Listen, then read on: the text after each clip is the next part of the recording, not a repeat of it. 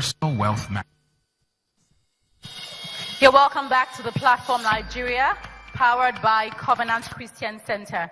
We're live at the Covenant Place, Igomu, Lagos.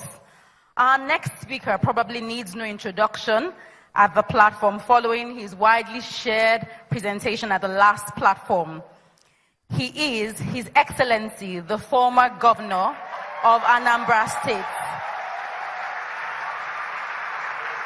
Before his entrance into politics, he was notably the chairman of Fidelity Bank and has also held executive positions in Chams Nigeria, Card Center, Future View Securities, amongst a few. While serving as governor, he was chairman, Board of Securities and Exchange Commission, and also special advisor to the President on Finance.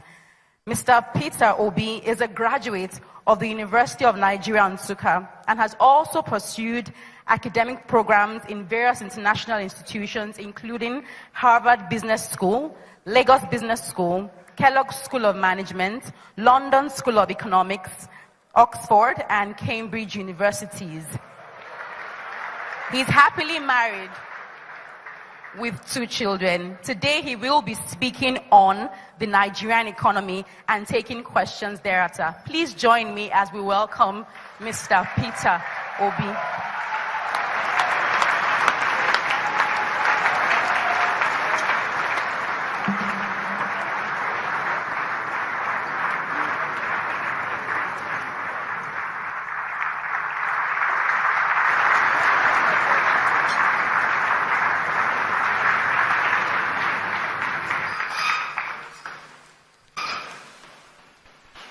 I hope the mic is working. Okay, it's working very well. You know, for those of us who are not ICT compliant, when they put this on you, let me start by most sincerely thanking Pastor Poju and his team for inviting me here for the second time after our October 1st interaction. I thank my dear sister, the Minister of Finance. I know how tough it is to be Minister of Finance at this period in Nigeria. I thank you for being here and being part of this. The Vice President hasn't arrived, but I most sincerely appreciate and thank our very dear Vice President, His Excellency, Professor Yemi Osibanjo, for the way and manner he has conducted himself in office. Our dear Vice President has shown that this country is not lacking of men and women who can show purposeful leadership and lead from the front and walk their talk. We remain prayerful for them as we pray for our own president. Today is 1st May, so I must appreciate and thank all the hard-working Nigerian workers who are trying to help us to build a better country. The organizers have asked me to speak on Nigerian economy.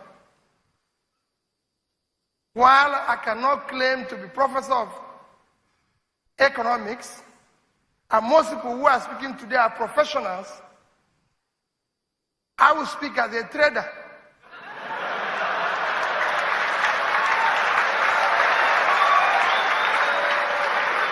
Because all of you know that that is my background. I came from the market. Any other thing you're hearing, whether in the bank or in government or in this, was by chance. My original business is trading from Onitsha market to Balogu market to anything. And that is where I remain. That is why people ask me today, where do you live? I say, I live in Onitsha. I live beside the main market. That's the only place I have a house. But I feel I've gathered a sufficient experience both in the market and subsequently in government and other areas to be able to make one or two contributions on Nigerian economy Because of restriction in time, I'm going to be just making a few points. One on issue of borrowing, savings, education, and employment. I believe other speakers have covered so many other areas and everything. In this country, we seem to be fixated on pursuing things that are far from us, instead of just working on things that are near us. We seem to always go for the exotic, instead of just the achievables that are around us. Today, we're in recession, and I know how hard it is for the minister. They are trying to borrow out of recession. I agree entirely. When you don't have savings, you have no option than to borrow. Because you don't have any savings.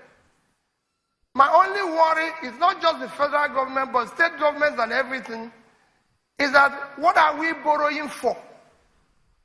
That is my only worry. What are we borrowing for? Have we made enough studies, feasibility studies, and economic impact and other things to know that what we are borrowing for, is it full or something we can do without? Because some of the things I believe we can do without it, and I show it. So today, our